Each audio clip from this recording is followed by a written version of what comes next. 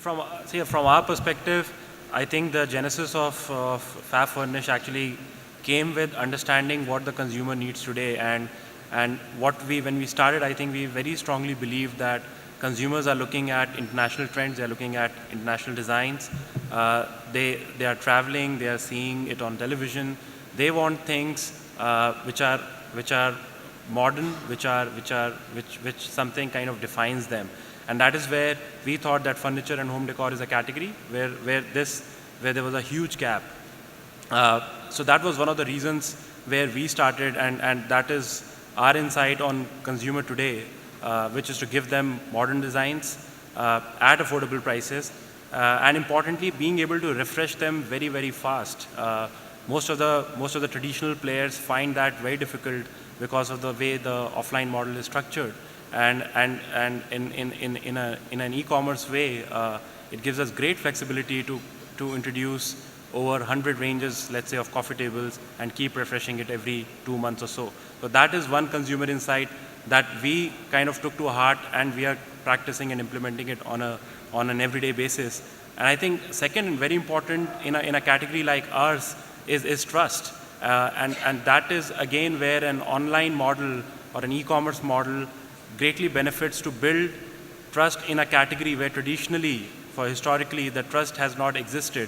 And that happens across in many ways. Number one is just being able to provide information in a very transparent manner, be it the material, be it the quality, be it the warranties, be it the after-sale service, etc. And also the lot of information that you provide through the means of virtual merchandising.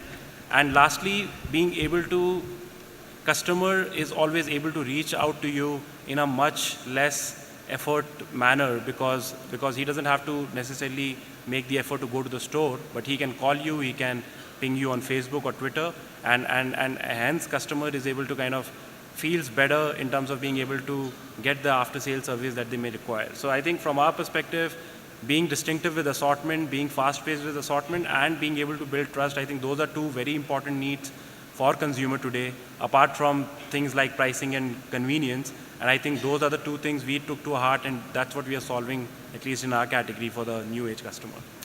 Actually, no difference per se. I think the only real thing where you see the difference is that, like online, since it's a new concept, it's relatively young, so the trust is not there as much as a customer would have trust when he walks into a store. And also, of course, like there's a wave that consumers have been buying for decades, so they are kind of used to and they are comfortable with it. So I think beyond that, there's no real difference in terms of it's like different assortment that consumers are buying, or basket sizes are significantly different. Not really. I think we see online and offline as complementary, because if we are trying to build a brand, we want to give our customers way to reach out to us in multiple ways, and having stores helps us. It helps us build trust. It helps us, in our category specifically, give customer that touch and feel experience that they often require. And what we always see with our stores is that once a customer has walked into our store, he keeps buying from us online after that, not necessarily visiting the store again.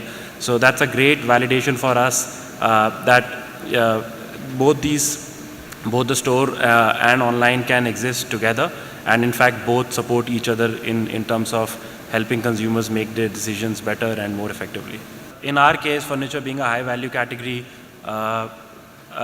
we largely do prepayment, so customer has to pay before he purchases the product. I know cash prepayments. These are largely through credit cards and debit cards today. We do offer offline transfers to the customers, which in fact becomes cash transfers. We also do part payment, that like in an offline way you could pay some portion of the amount upfront and you pay the remaining at the time of the delivery or just before the delivery. So we do cash payments, but I think the way we are structured, we haven't really we don't know really how to solve that problem. So I think we still depend largely on we have to restrict ourselves to credit card, debit card, online payments. But yes, if there were ways it could be open, yes, I think the market would even adopt faster than what it is happening.